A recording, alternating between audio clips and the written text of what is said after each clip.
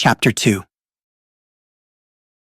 The next morning, I woke up with a terrible headache. I heard Moomintroll mumble something as he helped me up from the floor. I noticed that I had tripped over my blanket last night and my head hat hit the corner of the dresser. My forehead had bled a little, and the blood now stained the guest room carpet.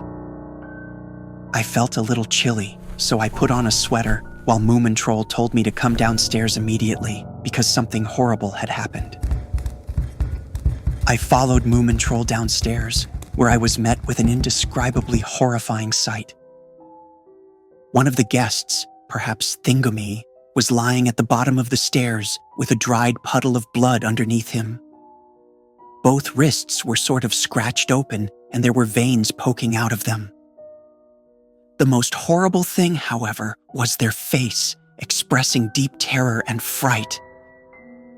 The eyes were wide open, and the mouth was frozen in a screaming state.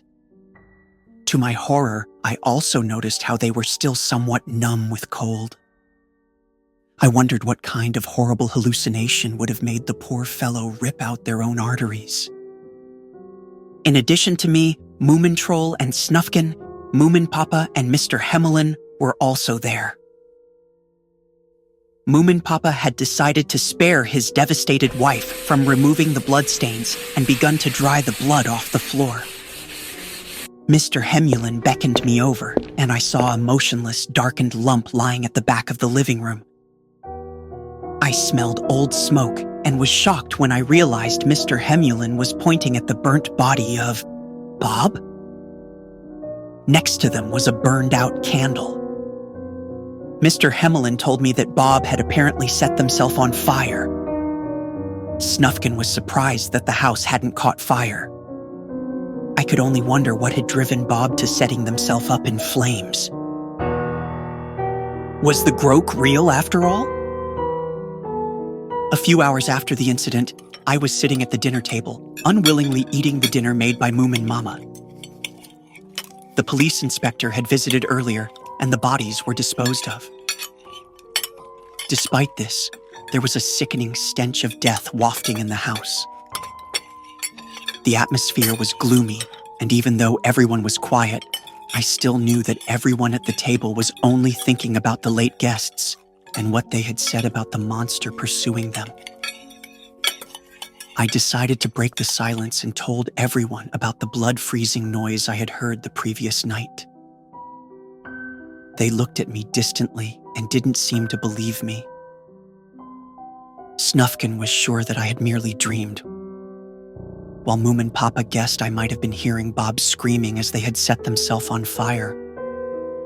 I was nevertheless upset, but I thought that maybe either Moomin Papa or Snufkin were right. After the dinner had been enjoyed, Snufkin thanked Moomin Mama and prepared to leave for his tent. The clock struck 6, and I noticed how unpleasant and discomforting thoughts began eating at my soul. I needed answers, so I asked Moomintroll if he would come with me to visit Snork. I believed he might have answers to our questions. Moomintroll admitted that he was also interested in the subject, even though he didn't believe that it involved anything but drug-induced hallucinations, and went with me. Therefore, we stepped outside and traipsed over to Snork's house. Snork lived together with his sister Snork Maiden about 2 kilometers from the Moomin house. Their house was small but cozy, and I felt noticeably more relaxed there. I thoroughly told everything involving Thingamy and Bob and the Groke they had mentioned. Snork listened curiously to my story, but couldn't help us. However, he told us to visit the witch, who, according to him, knew a myriad of things about old myths and paranormal phenomena.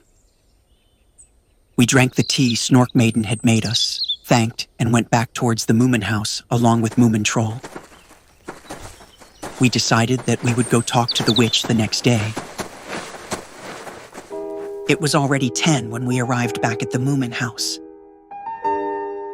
The visit to Snork and Snork Maiden's house had calmed me, and I already felt a lot better. Moomin Mama had been letting some air into the house, and thus, the living room no longer smelled like death. and instead we were greeted by the mesmerizing scent of pumpkin soup. Me and Moomintroll enjoyed the supper by ourselves, since the others had already eaten a while ago. Moomin Mama washed the last of the dishes, and then joined Moomin Papa in the bedroom.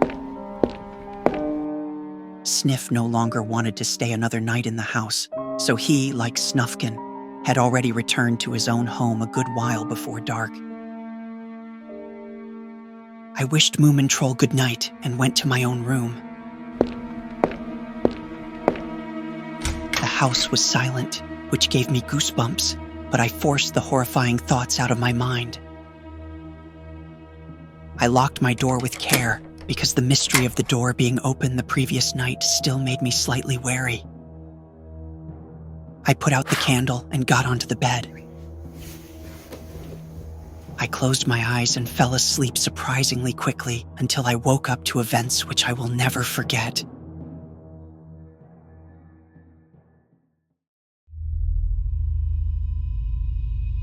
I remember once again waking up to a terrible coldness, but now it was even colder than last night. However, the chill was nothing compared to the feeling that someone or something was in the dark room with me. I was lying on my side, with my back to the door, and felt a massive amount of fear. I began getting goosebumps and shivering in a way that I couldn't even have imagined being able to experience. It was dark around me, but my eyes soon began adjusting and forming the wall's outlines. However, I didn't dare to turn around, and I instead stayed still, my back towards the door. It was dead silent, and all I heard was my own, faint breathing and my heart beating frantically. The cold felt unbearable, but I didn't dare to move, since I had a foreboding feeling that there really was someone or something behind me. I already noticed that I could see my breath, but I just couldn't turn around. Soon I remembered that there was a small mirror on my wall from which I could see to the direction of the door without turning that way. So I carefully shifted my position slightly to the left and moved my gaze to the mirror, which showed a most nightmarish sight. I saw through the mirror that behind me was an enormous hill-shaped figure whose outlines I could barely make out against my dark room. Its round, white eyes stared unwaveringly into the mirror, motionless, as if they were lifeless. I could also make out some sort of line-like mouth, where I observed the most malicious grin any creature could have been capable of forming.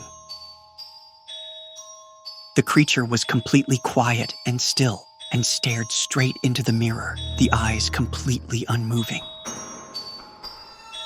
Suddenly, I noticed how the small black pupils of those white eyeballs started moving straight towards my face that was being reflected in the mirror. I didn't dare look any longer and turned my head, doing my best to hold back my scream of terror and madness, and closed my eyes. I don't know how long I laid there, but it felt like time had either stopped or advanced at 10 times the normal speed. I noticed there was sunlight spreading into the room through the window, and all the cold was gone. I looked into the mirror and saw nothing behind me.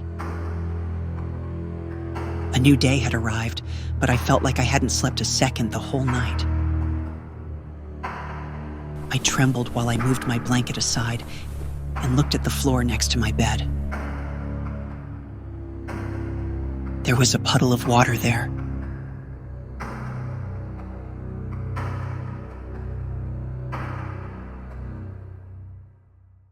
To be continued in the next chapter.